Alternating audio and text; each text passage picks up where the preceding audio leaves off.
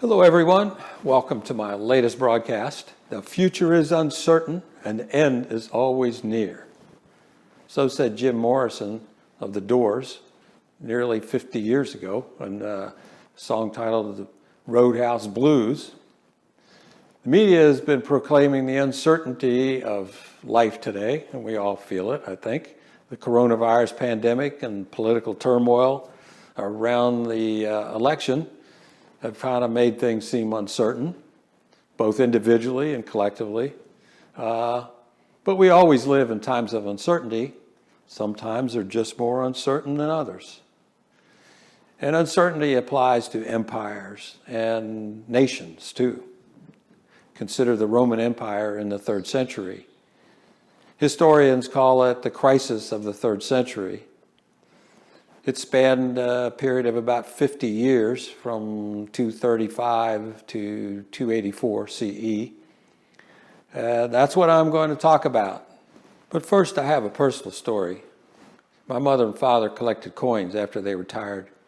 One day, on a whim, I asked my mother to give me a coin, which she did. I put it in my desk drawer.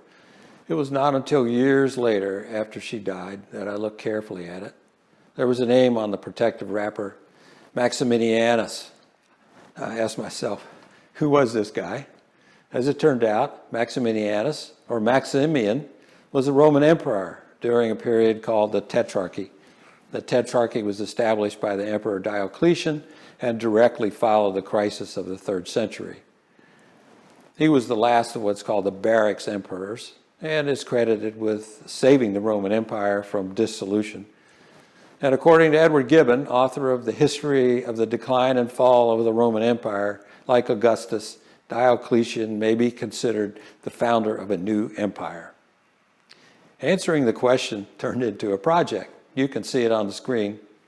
I created a series of photographs that combine, generally speaking, an image with explanatory text, mostly quotes from Gibbon. And there are 5 rows of 5 images. And the first 3 rows dealt with the Tetrarchy. And Gibbon's writing is compelling, and I ended up expanding the project. And I added 2 rows about the crusade in 1095 and the capture of Jerusalem by Saladin about 100 years or so later. Gibbon's history comprises 6 or 7 volumes. It was completed in 1788. It spans Roman history from the 2nd century CE to the fall of Constantinople in 1453. It took him 20 years to complete. My project encompassed a small portion of Gibbon's history. I have had some extra time on my hands for the last 9 months, and so I decided to take on another little project, and I want to share it with you. It actually has a purpose. And history provides a mirror of sorts. And this very idea is put forth by Barbara Tuchman, an excellent modern historian, in her book, A Distant Mirror. This book investigates the 14th century, a calamitous one, as she puts it, and this century suffered the Black Death, the most lethal disaster of recorded history. In her book, in her introduction, Tuchman quotes Voltaire, "History never repeats itself. Man always does." And on that theory, that the nature of man remains the same, my hope is that I could see the present more clearly by understanding something of the past. So back to the crisis of the 3rd century.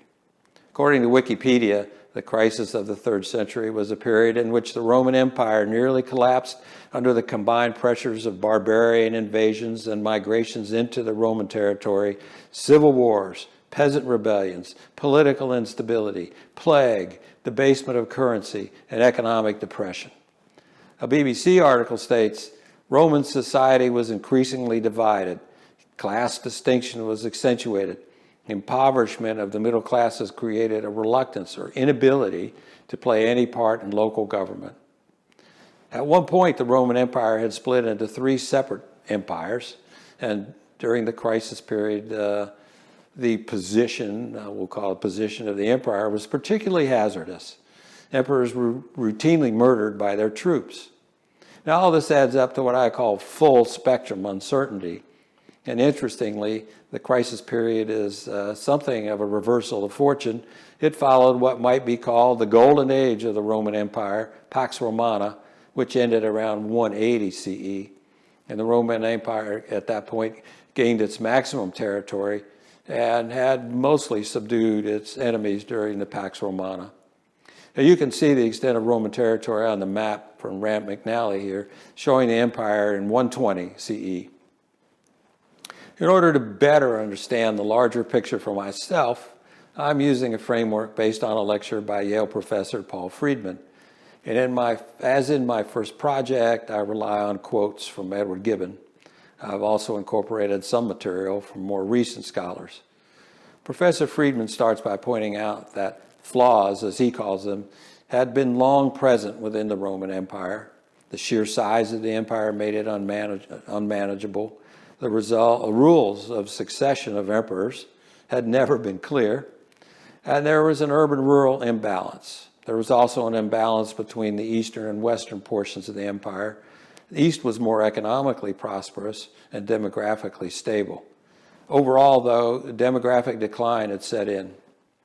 Professor Friedman says that the real question is, why did these problems explode in the 3rd century? I will start with Gibbon. This is all in volume 1, by the way, chapters 7 through 12. The period from roughly 249 to 268 was particularly precarious. Quite suddenly, the Roman Empire became surrounded by enemies. On Gibbon's list, the most dangerous enemies of Rome were 1, the Franks, 2, the Alemanni, 3, the Goths, and 4, the Persians. Peter Brown, in his book, The World of Late Antiquity, states the situation quite succinctly. After 240, the sprawling empire had to face barbarian invasion and political instability on a scale for which it was totally unprepared.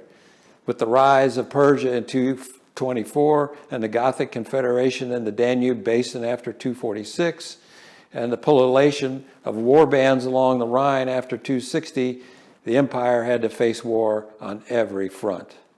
Between 245 and 270, every frontier collapsed.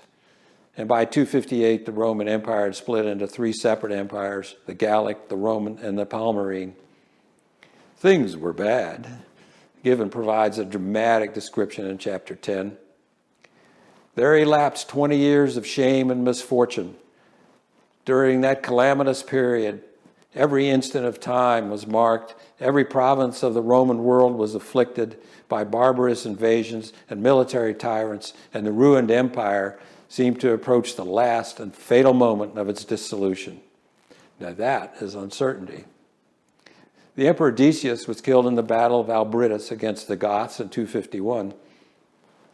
After Decius, there were 4 emperors over a roughly 4.5-year period until the accession of Valerian. 3 of Valerian's predecessors were murdered by their own troops. Valerian himself was the victor in a civil war. He ruled for 6 years and 9 months until he died in captivity at the hands of the Persians. The Persians invaded the empire in 252, 257, and again in 260. And the battle with the Persian forces of Shapur I in 260 proved fatal to the Romans. Shapur I's monument to the victory says in part, "Valerian the Caesar came against us with 70,000 men, and we fought a great battle against him. And we took Valerian the Caesar with our own hands, and the provinces of Syria, Cilicia, and Cappadocia we burnt with fire. We ravaged and conquered them, taking their peoples captive." That's a quote from Peter Brown. As an indication of how bad things were, it should be noted that Valerian was the only Roman emperor to be captured by an enemy.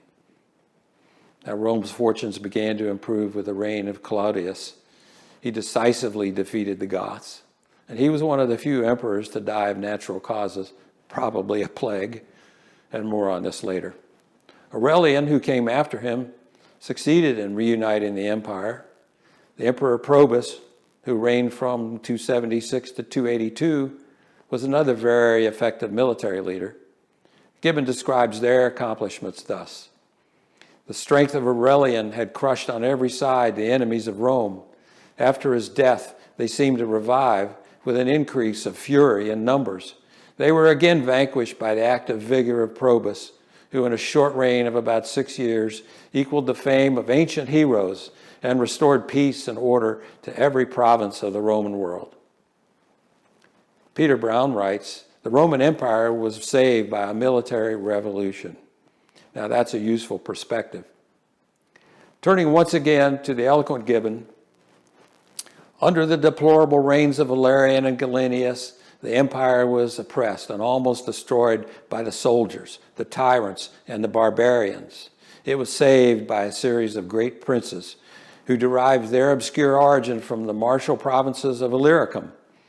Within a period of about 30 years, Claudius, Aurelian, Probus, Diocletian, and his colleagues triumphed over the foreign and domestic enemies of the state, reestablished with the military discipline the strength of the frontiers, and deserved the glorious title of restorers of the Roman world. 3 other emperors served briefly until 285 when Diocletian took power. Now, Professor Friedman notes that Diocletian was a good general, but more importantly, he was a brilliant administrator. And his reforms put the new empire on solid footing. The new empire did not include the Roman Senate. The Senate, composed of members of the traditional aristocracy, had once dominated political and cultural life.